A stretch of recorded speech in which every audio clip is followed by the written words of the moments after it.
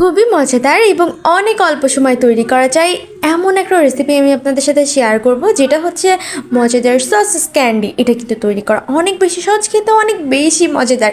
তো প্রথমে লাগবে সসেস, যেগুলোকে একটু ছোট করে কেটে নিতে হবে। তারপর সামোসা শিটের মধ্যে একটু চকলেট শেপ করে র্যাপ করে নিতে হবে।